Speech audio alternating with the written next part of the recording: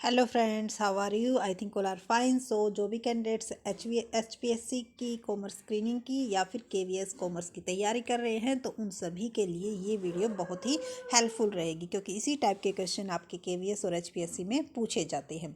तो आपकी तैयारी किस लेवल तक हो चुकी है तो चेक कीजिएगा और आप बताइएगा कि आपके कितने क्वेश्चंस के आंसर ठीक मिले। और अगर किसी भी क्वेश्चन पर आपको डाउट होता है तो आप कमेंट सेशन में पूछ सकते हो। और इसी टाइप की हेल्पफुल वीडियोस पाने के लिए हमारे चैनल को सब्सक्राइब करना न भूलें। और किसी टॉपिक रिलेटेड अगर आपको कोई प्रॉब्लम आ रही है तो भी आप कमेंट के माध्यम से पूछ सकते हो। तो चलते हैं और चेक कर लेते हैं कि आज के कौन से क्वेश्चंस हम आपके लिए लेके आए हैं।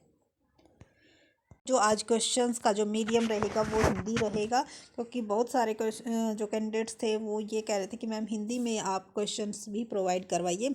तो देखो, वैसे समझाया हिंदी और इंग्लिश दोनों मीडियम में जाएगा, आपको बिल्कुल क्लियर हो जाएगा, कोई भी डाउट आपको नहीं रहेगा। तो चलते हैं और चेक कर एक बार फर्स्ट क्वेश्चन का आंसर क्या होगा। एक कार उत्पादक द्वारा एक विशिष्ट ब्रांड की कार को 10,000 रुपये कम मूल्य पर सीमित अवधि के लिए बेचने का एक प्रस्ताव है। यानी कि जब हम प्राइस से कम मूल्य पर क्या कर देते हैं, एक किसी चीज़ को सेल करने के लिए बेचते हैं, तो वो सेल्स प्रमोशन की कौन सी एक्टिविटी कहलाती है। तो जो सेल्स प्रमोशन की इस टाइप की जो भी एक्टिविटी है उसको हम क्या बोलते हैं, रिबेट बोलते हैं। कि थोड़े से समय के लिए जब हम क्या चाहते हैं कि इस स्पेशल ब्रांड की जो चीज़ है उसकी बिक्री बढ़ाने के लिए हम क्या कर देते हैं, थोड़े समय के लिए उसके प्राइस को क्या कर देते हैं, कम कर देते हैं, तो उसको बोलते हैं रिबेट, यानी छूट यहाँ पे आपका आ जाएगा। उसके बाद है क्वेश्चन नंबर सेकंड। एक समुच्चय के द्वारा दल के रूप में मान्य होने के लिए निम्नलिखित में से किस शर्त का पूरा होना आवश्यक नहीं है। यानी कि एक ग्रुप में अगर आप लीडर होना चाहते हो तो उसके लिए कौन सी कंडीशन होनी जरूरी नहीं है। तो सबसे पहले है, दल के सदस्य एक दूसरे पर आश्रित नहीं होने चाहिए। तो देखो, ऐसा ज़रूरी नहीं है कि वो इंडिपेंडेंट हो। डिपेंडेंट और इंडिपेंडेंट का यहाँ पर कोई मतलब नहीं होता है, तो ये बात कुछ सही नहीं है। लेकिन लोगों को एक दूसरे के साथ बातचीत करनी चाहिए, बिल्कुल ठीक है। लोग एक दूसरे से मनोवैज्ञानिक रूप से अवगत होने चाहिए। साइकोलॉजिकल उनमें क्या होना चाहिए, आपस में उन दो नॉलेज होनी चाहिए। लोगों को आपके एक दल के रूप में महसूस कराना चाहिए, यानी कि आपको एक इस तरह की फीलिंग आनी चाहिए कि भाई आप एक टीम के रूप में वर्क कर रहे हो।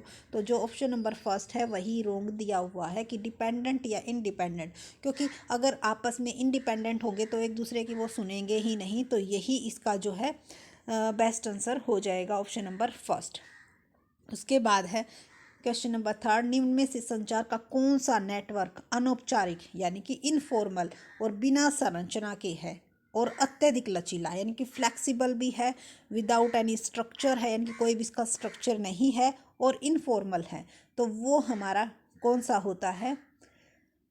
देखो, चक्कर नेटवर्क, व्हील, पहिए के जैसा, तो इसमें ये भी आपका फॉर्मल का टाइप है, वृत्ताकार भी आपका फॉर्मल का टाइप है, और सीरीज भी आपका फॉर्मल का टाइप है। लेकिन स्वमार्गीय नेटवर्क यानी कि कहीं से भी जो इन्फॉर्मेशन है वो उसको मिली और कहीं पर भी सेंड कर देता है, तो ये एक टाइप का इनफॉर्मल है जिसका कोई स्ट्रक्चर नहीं होता और बहुत ही जल्दी इससे इन्फॉर्मेशन मिलती है। तो ऑप्शन नंबर थर्ड जो है इसका करेक्ट आंसर है।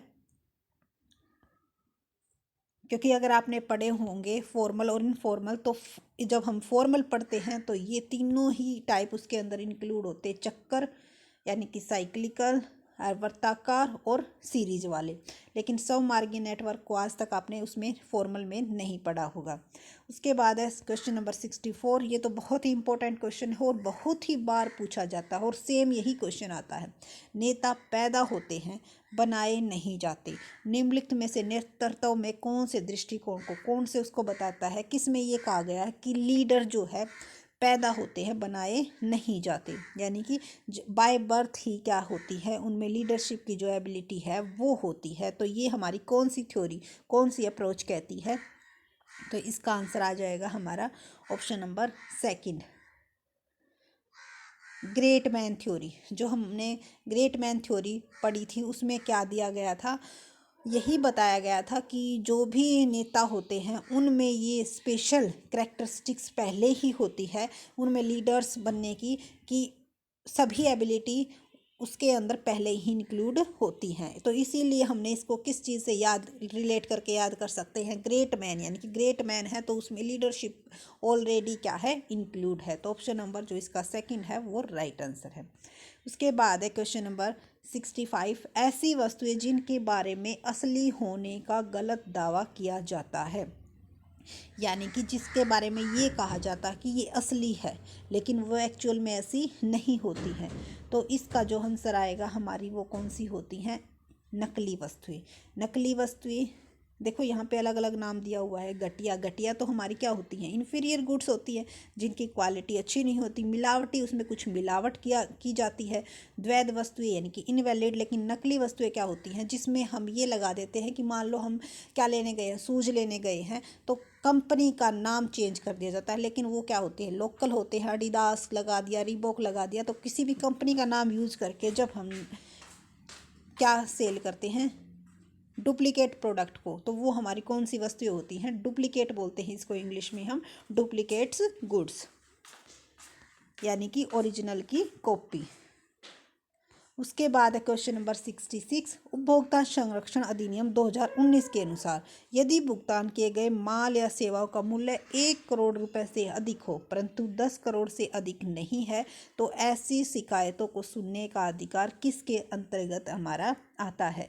तो इसका आंसर आ जाएगा हमारा स्टेट आयोग, स्टेट, क्योंकि जो जिला होता है 1 करोड़ तक का हम डिस्ट्रिक्ट लेवल पे कार्यवाही होती है और 1 करोड़ से 10 करोड़ के बीच की जो है हमारी स्टेट लेवल पे जाती है, और उससे अगर ज़्यादा है तो हमारी नेशनल लेवल पे जाती है, यानी कि 10 करोड़ से अधिक के जो भी शिकायतें होती हैं वो हमारी नेशनल आयोग में जाती हैं। उसके बाद है क्वेश्चन नंबर 67, यानी कि 7th क्वेश्चन, उपभोक्ता संरक्षण अधिनियम 2019 के अनुसार, यानी कि जो हमारा कंज्यूमर प्रोटेक्शन एक्ट 2019 है उसके अनुसार कंज्यूमर को कौन से अधिकार है, जो कहता है कि मार्केटर्स को विभिन्न प्रकार की वस्तुओं की गुणवत्ता, ब्रांड, मूल्य, आकार आदि के आधार पर प्रस्तावित करना चाहिए तथा उपभोक्ता को उनमें से चयन करने की अनुमति देनी चाहिए। कहने का मतलब ये है कि जो यह मानता है कि आप ब्रांड, प्राइस या साइज या क्वालिटी के बेस पर अलग अलग गुड्स आपको क्या करनी चाहिए, हमें शो करनी चाहिए और उसमें से आप किसी को भी खरीद सकते हो। तो ये हमारे कौन से अधिकार के अंदर आता है, ये हमारे आश्वासन का जो हमारा अधिकार होता है। ऑप्शन नंबर सेकंड इसका राइट आंसर हो जाएगा। उसके बाद है क्वेश्चन नंबर 68, उन उद्योगों में पूर्व से निकाले गए माल का उपयोग अंतिम उपभोग की गई वस्तुएं तैयार करने में और उन्हें अन्य उद्योगों द्वारा आगे की प्रक्रिया में प्रयोग के लिए किया जाता है। निम्न में से ऐसे उद्योगों की पहचान कीजिए, यानी कि जिसको हम रॉ मटेरियल के लिए यूज़ करते हैं और उन्हें अन्य उद्योगों द्वारा आगे की प्रक्रिया के लिए क्या किया जाता है, यूज़ किया जाता है। तो ऐसी गुड्स हमारी कौन सी गुड्स कहलाती हैं, तो ऐसी गुड्स हमारी सेकेंडरी गुड्स कहलाती है, जो कि जो भी हमारी कंज्यूमेबल यानी कि जिनको हम क्या कर सकते हैं, डायरेक्ट कंज्यूम कर सकते हैं, वो हमारे सेकेंडरी में ही आते हैं, क्योंकि प्राइमरी में हम जो भी रॉ मटेरियल होता है उसका जो है यहाँ पे क्या करते हैं, प्रोसेसिंग करते हैं। तो इसका जो आंसर हो जाएगा वो हमारा हो जाएगा सेकेंडरी इंडस्ट्रीज। इसके बाद है क्वेश्चन नंबर 9, ऐसा व्यक्ति जो एक फर्म में साझेदार नहीं है परंतु जानबूझकर अपने आप को फर्म के साझेदार के रूप में दर्शाने की अनुमति देता है, यानी कि जो पार्टनर नहीं है परंतु जानबूझकर अपने आप को क्या बताता है कि भाई इस फर्म का मैं क्या हूँ, एक पार्टनर हूँ, ये दिखाने की वो परमिशन देता है। तो ऐसे जो हमारे पार्टनर्स होते हैं वो कौन से होते हैं, निबंधनीय साझेदार, जो कि एक कॉन्ट्रैक्ट के माध्यम से हम उनको क्या बना रहे हैं, पार्टनर बना रहे हैं, अपनी गुडविल को क्या करने के लिए, इम्प्रूव करने के लिए। उसके बाद है क्वेश्चन नंबर 17, निम्नलिखित में से कौन सा अंतर्राष्ट्रीय मुद्रा कोष का एक कार्य नहीं है, इंटरनेशनल मॉनिटरी फंड का एक कार्य कौन सा नहीं है। तो देखो, एक लघुकालीन ऋण संस्थान के रूप में कार्य करना, ये क्या करता है, एक शॉर्ट टर्म के लिए लोन प्रोवाइड करने का काम करता है। एक सुव्यवस्थित समायोजन विनिमय दर के लिए एक तंत्र उपलब्ध कराता है, यानी कि जो फॉरेन एक्सचेंज रेट होती है वो उसके लिए क्या उपलब्ध करवाता है, एडजस्टमेंट करता है उसकी कि सही तरह से क्या हो, चलती रहे। उसके बाद है विदेशी मुद्रा और चालू लेन देनों के लिए उधार देने वाले संस्थान के रूप में कार्य करता है और एक विवाद निपटान निकाय के रूप में कार्य करना। तो देखो ये तीनों तो हमारे जो है शॉर्ट टर्म से रिलेटेड है भाई, उनकी एक्सचेंज रेट सही रहे, विदेशी जो हमारी फॉरेन करेंसी है या शॉर्ट टर्म लोन वगैरह है। तो ये तीनों हमारे किससे रिलेटेड है, इंटरनेशनल मॉनेटरी फंड से है। लेकिन किसी भी प्रकार का अगर कोई झगड़ा हो जाता है तो उसके निपटान के रूप में उसके लिए इसको यूज नहीं किया जाता। तो ये हमारा ऑप्शन जो फोर्थ है वो क्या दिया हुआ है, रोंग दिया हुआ है, और यहाँ पे पूछा गया है रोंग ही पूछा गया है। तो क्वेश्चन नंबर 70 का जो आंसर हो जाएगा वो ऑप्शन नंबर 4 हो जाएगा। तो अगर आपको